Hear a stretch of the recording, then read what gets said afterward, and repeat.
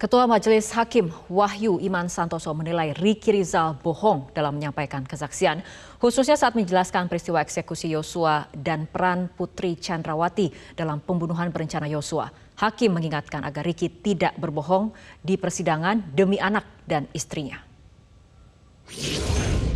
Untuk nutupin ini semua, siap tidak yang mulia? jangan dipotong dulu. Tadi kamu ngomong nggak saya potong. Siap, maaf yang mulia. Ya kan? Kamu berkorban, mengorbankan masa depan anak-anakmu untuk nutupin ini semua.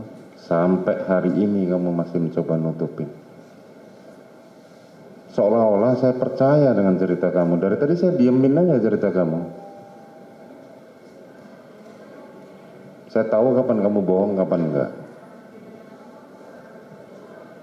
Cerita kamu nggak masuk di akal semua. CCTV itu loh, jelas bukti CCTV. Bagaimana kamu bercerita seperti itu, tapi di sisi lain kamu ikut bisa ketika diperiksa di Provos bisa menceritakan detail apa yang terjadi. Itu kan nggak masuk di akal. Bentar, jangan dibantah dulu. Siap. Ya kan? Siap. Cobalah kamu ingat anak istrimu. Mereka di sana mendoakan kamu, semoga kamu bisa mendapatkan keringanan. Tapi dengan begini, kamu mencoba mengaburkan semua peristiwa itu. Pemirsa, mengapa kesaksian Ricky Rizal banyak yang tidak sesuai dengan bukti dan keterangan dari Eliezer, dan benarkah pasal pembunuhan berencana sudah terpenuhi dari tambahan kesaksian Ricky Rizal? Kita akan membahasnya bersama kuasa hukum Richard Eliezer, Frederick Pinakunari, pengacara Ricky Rizal, Yuda Ramon, serta mantan hakim sekaligus pakar hukum pidana Asep Iwan Iriawan. Selamat malam, Bapak-Bapak. Selamat malam. Baik, pertanyaan pertama saya ke Pak Yuda terlebih dahulu. Pak Yuda, klien Anda, Ricky Rizal, ditegur hakim berulang kali karena kesaksiannya dinilai tidak masuk akal. Tanggapannya? Baik, terima kasih. Sebenarnya gini loh, yang perlu kita pertanyakan adalah hakim ini sudah tahu dengan pasti kejadiannya, apakah ini cuma formalitas atau memang beliau menggali kebenaran material. Gitu. Apakah bisa dengan mensimpulkan dari keterangan Richard Eliezer saja, itu sudah menjadi kebenaran material. Tidak perlu lagi menggali keterangan saksi-saksi yang lain. Saksi-saksi yang lain dianggap sebagai pembohong. Okay. Itu pertanyaan pertama yang harus kita sampaikan. Yang kedua adalah mengenai sebenarnya siapa sih yang nembak Yosua ini? Kenapa kesannya bahwa orang yang tidak menembak Yosua, Ricky Rizal, Kuat Ma'ruf, ya gitu kan. Kalau Pak Sambo debatable lah, tapi Ricky Rizal dan Kuat Ma'ruf itu dianggap sebagai pelaku 340 gitu loh. Sedangkan yang menembak ini diberikan keringanan pasal 56. Kita nggak menutup mata bahwa memang kasus ini terungkap karena peran Richard yang mengatakan bahwa ya, klien Anda Ricky Rizal mengetahui mengenai skenario untuk membunuh Brigadir Yosua ini? Gini, Mbak, pembicaraan itu sudah diungkapkan tadi oleh Ricky Rizal dalam persidangan. Bahwa dia disuruh, Pak Sambo bilang bahwa dia akan panggil bahasanya, saya akan panggil Joshua. Kamu backup saya, kamu lindungi saya. Kalau dia melawan, kamu berani nggak menembak dia? Itu keterangan yang diutarakan oleh saksi kita. Ya kan? Nah, dalam benak Ricky Rizal tentu saja tidak ada langsung tembak-menembak gitu loh. Yang ada di benak Ricky Rizal dia panggil, klarifikasi. Apalagi dalam pembicaraan pribadi saya dengan Ricky Rizal, karakter Sambo itu bukan tipe orang yang langsung tembak di tempat atau langsung menghukum, langsung menggampar. Artinya setiap ada kesalahan, klien Anda Ricky Rizal dia selalu tanya dulu. Oke. Dia selalu tanya. Baik. Ada apa nih, ya kan? Kenapa begini, kenapa begitu, gitu loh. Dia nggak langsung menghukum bawahannya, gitu. Dia pasti akan bertanya terlebih dahulu. Jadi yang ada di benaknya Ricky Rizal pada waktu itu, dia dipanggil untuk diklarifikasi, untuk diadililah bahasanya. Benar gak sih kamu melakukan pelecehan kepada ibu? Ya itu Oke. gitu loh. Kalau dia Baik. melawan baru gitu loh. Pak Yuda, artinya Kenapa keterangan juga klien Anda, melawan? Ricky Rizal ini Iya. berbeda dengan keterangan dari Richard Eliezer. Pak Fredrik, tanggapannya? Baik, saya sendiri melihat bahwa hakim ketika mendengar tanggapan dari saudara RR itu menjadi frustrasi karena misalnya untuk satu peristiwa ketika ada kata-kata jongkok oleh Verdi Sambo kepada Joshua, tak lama dari situ kemudian ada kata-kata woi, tembak woi. Itu waktunya cuma selisih detik. Tapi saudara RR hanya bilang mendengar kata-kata jongkok. Sedangkan kata-kata woi tembak woi, dia tidak dengar. Oleh karena itu tadi dalam persidangan saya bilang, apakah Anda pernah kepala Anda pernah terbentur atau pernah mengalami amnesia ya, selektif ya. Amnesia selektif kelihatan sekali karena dalam waktu yang begitu singkat dia tahu bahwa ada kata-kata jongkok dari Verdi Sambo, tapi kata-kata tembak, woi tembak, itu dia tidak tahu. Bahkan saudara Kuat Maruf pun bilang bahwa hajar Cat, hajar. Mereka itu jaraknya sangat dekat. Maka ketika penjelasan dari saudara RR seperti itu, tidak heran ketika hakim itu kemudian seperti masuk kepada kesimpulan bahwa Anda terlalu banyak bohong gitu. Artinya Baik. apa? Ada hal-hal yang sangat clear tetapi disangkal dengan konsisten. Makanya kami menilai saudara RR ini sedang mempertahankan sebuah skenario. Apapun faktanya yang dibicarakan, skenario itu dipertahankan. Oleh karena itu baik dari majelis hakim maupun JPU begitu agresif hari ini ketika bertanya kepada dia. Begitu. Baik. Maaf, saya harus potong ini. Karena gini loh, yang dibilang bahwa woi tembak woi itu hanya keterangan dari Richard Eliezer sendirian. Sedangkan di situ tuh ada 4 orang lain, ya kan? Ada Joshua, ada Pak Verdi Sambo, ada Kuat Ma'ruf dan Ricky Rizal. Jadi bagaimana mungkin itu dianggap sebagai suatu kebohongan ketika yang bilang bahwa woi tembak woi itu cuma Richard aja. Dan kita paham kenapa Richard ngomong seperti itu, karena dia nembak kok. Dia pasti ingin mencuci tangan. Dan kita jangan lupa dalam keterangan hari ini itu kenapa Richard ada di Magelang. Ditanya oleh hakim kenapa Richard ada di Magelang, sebenarnya dia nggak pernah ke Magelang. Richard itu ditugaskan untuk menggantikan posisinya Ricky. Ya kasarnya jadi babysitternya anak-anak Pak Sambo, bukan jabatan yang prestis. Jadi dia itu melakukan hal itu sebenarnya untuk do a favor kepada Bapak. Baik. Ya kan gitu, bahwa saya lah yang paling bisa gitu loh. Oke, baik, kita ke Kang Asep terlebih dahulu. Kang Asep, ini ada keterangan Richard Eliezer versus keterangan terdakwa lainnya. Tapi dalam persidangan hari ini, hakim sepertinya kemudian melihat ataupun menilai ada keterangan yang tidak masuk akal dari klien Ricky Rizal ini. Bahkan hakim sampai bertanya, kamu berkorban untuk menutupi ini semua. Kemudian meminta Ricky Rizal untuk berkata jujur demi anak dan istrinya. Bagaimana Anda menanggapi? Apakah ini artinya hakim memang sudah memiliki penilaian terkait kualitas kesaksian Ricky Rizal hari ini? Ya, ketika perkara diajukan ke pengadilan, ketika masing-masing mengajukan alat bukti, yaitu saksi-saksi yang diajukan oleh JPU, maka tugas hakim adalah menilai kesesuaian 185 ayat 6. Jadi kesesuaian saksi satu dengan yang lain, itulah penilaian hakim. Bahkan di penjelasan 185 ayat 6 katakan, hakim harus benar-benar jujur dan objektif. Satu itu. Nah soal keterangannya sekarang, masing-masing berbeda, kita lihat ya. Satu, kalau keterangannya bohong, tidak masuk akal, kita lihat di kasus ketika memeriksa saksi Susi maupun Kodir, hakim mengingatkan berkali-kali. Nah sekarang diulangi lagi ketika memeriksa RR.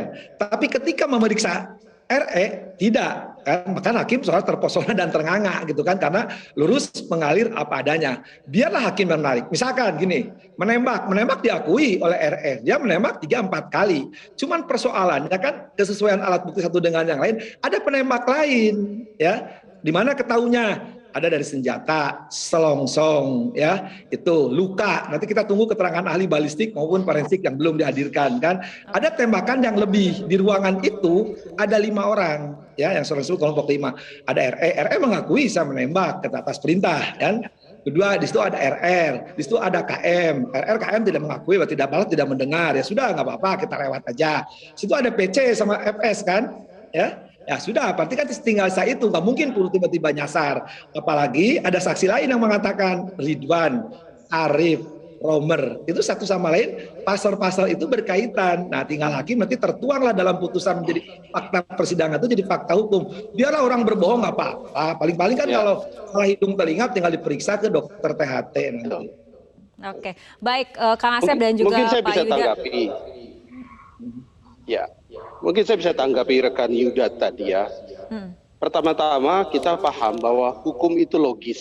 Artinya ketika ada serangkaian fakta dengan indikasi-indikasi yang sangat jelas, maka hakim pun berkali-kali membuat statement bahwa apa yang Anda jelaskan itu tidak masuk di akal saya, tidak sesuai fakta, berbelit-belit.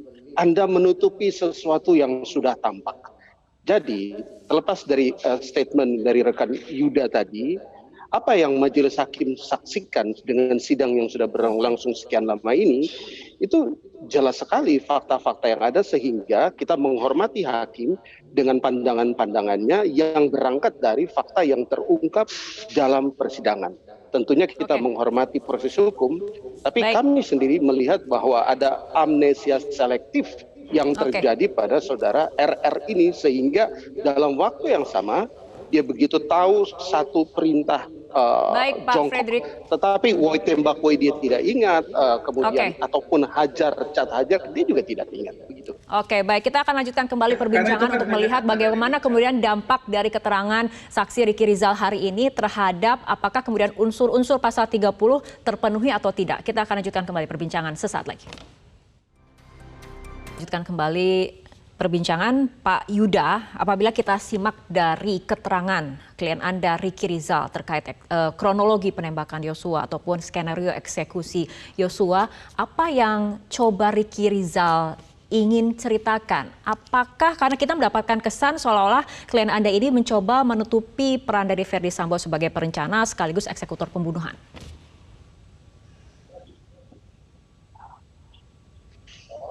Pak Yuda. Baik, sebenarnya kan gini, permasalahannya adalah bukan untuk menutup-nutupi, emang itu yang dilihat sama Ricky Rizal. Yang sangat saya sayangkan adalah menarik-narik Ricky Rizal ke dalam pasal 340 ayat 55 ini, gitu. 340 ayat 55 ini. Rizal itu, at the best, dia adalah obstruction of justice. Dia memberikan keterangan yang tidak benar pada waktu pemeriksaan di Jakarta Selatan. Dia memberikan keterangan yang tidak benar di Propos, itu pun juga karena arahan dan perintah dari Pak Verdi Sambo gitu loh. Tapi menarik-narik dia ini menjadikan benang yang sebenarnya nggak nyambung gitu. Lalu pertanyaannya adalah sebenarnya ini pembunuhan berencana, rencana itu seperti apa gitu. Verdi Sambo itu berdasarkan keterangan Ricky Rizal bukanlah orang yang langsung hantem kromo gitu. Kapten yang aling-aling langsung ngambil keputusan, sikat atau apa kayak gimana gitu. Tidak. Oke. Dia itu berkata tapi betul bahwa ada momen selama dia Sambo bekerja memanggil dengan Pak Ricky Verdi dan Sambo, Eliezer di Saguling. baru pada hari itu dia tampak menangis, dia tampak bersedih, marah gitu loh. Jadi sebenarnya entah apa yang dibicarakan pada Ibu PC pada hari itu, ya kan gitu kan. Tapi kalau itu ditarik-tarik sampai dari Magelang, bahwa itu direncanakan di Magelang apa segala macam, nggak mungkin, Mbak. Itu udah baik, Pak Yuda, tapi betul masalah. Ada momen di mana kemudian Sambo memanggil Ricky dan juga Eliezer di Saguling sebelum ke Duren 3 dan di situ ada percakapan untuk membantu menembak Yosua. Seperti itu kan kemudian runtutan peristiwanya. Bukan membantu untuk menembak. Ingat loh, dia pertanyaan yang di awal. Tadi seperti kata rekan Fredrik bilang bahwa hukum itu harus logis, ya kan gitu kan? Kita logis. Kalau memang direncanakan, ngapain ada pertanyaan? Kamu tahu apa kejadian apa di Magelang? Itu keterangan itu tidak cuma diberikan oleh Ricky, tapi juga diberikan oleh Richard. Baik. Berarti kan itu pertanyaan yang sama, ya kan? Ada pertanyaan, siap tidak tahu. Dua-duanya ngomong begitu dalam keterangannya. Ibu sudah dilecehkan, kan gitu kan? Sama. Walaupun bukan waktu yang berbarengan mereka mendapatkan pemberitahuan itu, tapi sama berita yang disampaikan oleh Verdi Sambo. Artinya apa? Artinya ada pertanyaan yang harus dijawab, yang harus diklarifikasi, ya kan? Dan baik Richard maupun Ricky di saat yang berbeda, mereka bilang sama-sama tidak tahu, gitu loh.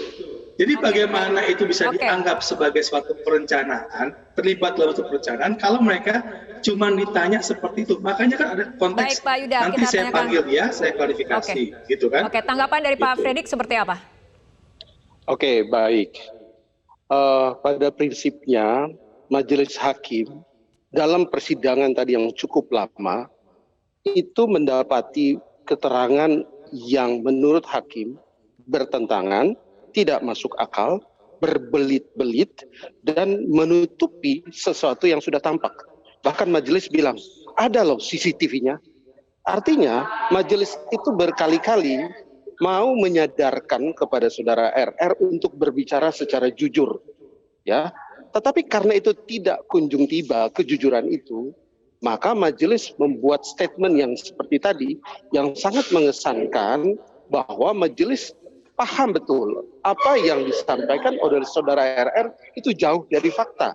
Dan saya mau bantah apa yang disampaikan oleh rekan Yuda tadi, bahwa yang ngomong itu selain jongkok, itu bukan hanya klien kami, ya, bukan hanya Richard yang ngomong seperti itu.